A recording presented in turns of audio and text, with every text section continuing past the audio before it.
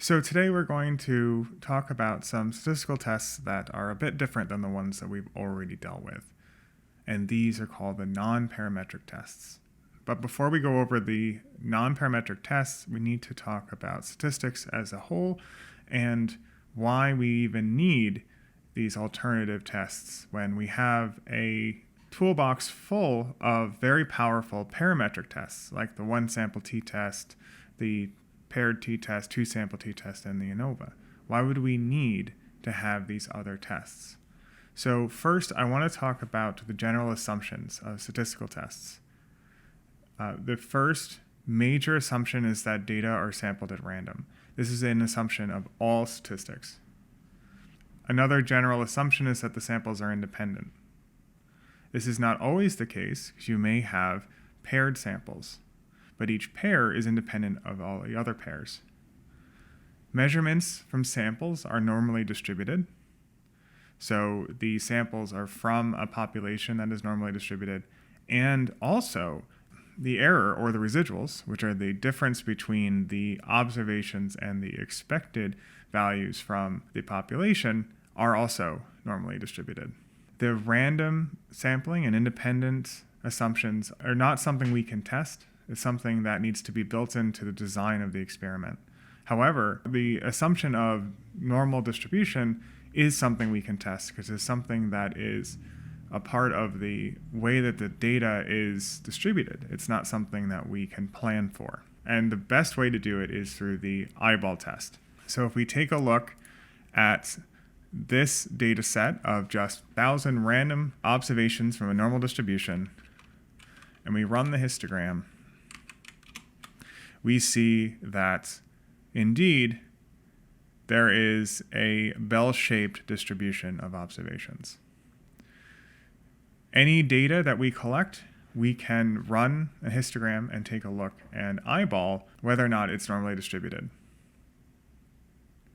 For example, we can take a look at the sepal lengths of the Iris setosa species, run that histogram, and while it's not nearly as clean as the 1,000 observations from a normal distribution, it still looks pretty normal. It's a little off, but it's not that far off.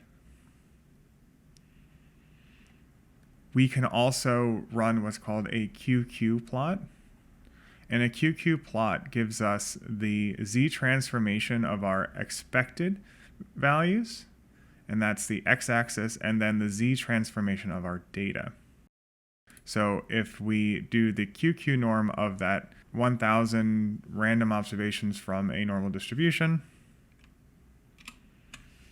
we see that there is a straight line of blue dots. So these are 1,000 observations. And so we have our theoretical quantiles, which are our Z-transformed expectations, and our sample quantiles, which are Z-transformed data. We can add a regression line to that to see if it looks like our data points are arranged in a straight line. And if you take a look at this, that looks pretty good. There's a little bit of deviation up here at the top, but it's pretty good.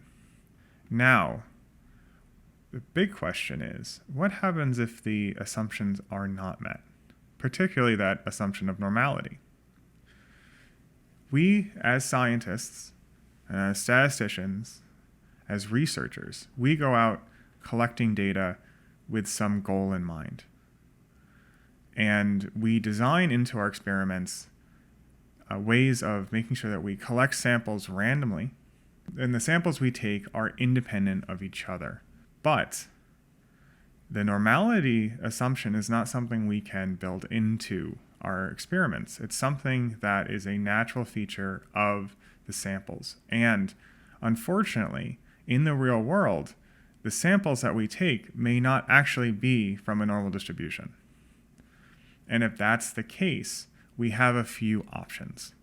The first option is to do nothing and carry on.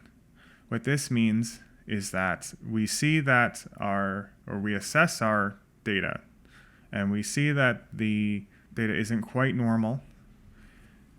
But if it's not too non-normal, it's sort of if you squint, it sort of looks like a normal distribution, then it's probably okay.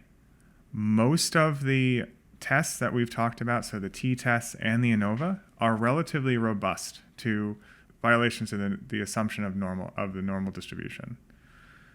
So in many cases, you can just carry on. It's only when it's really non-normal that you should start considering the other two options.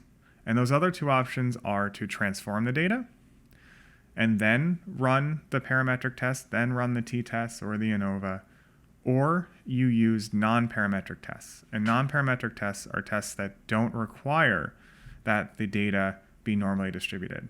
They do have their own assumptions, but the normality assumption is not one of them.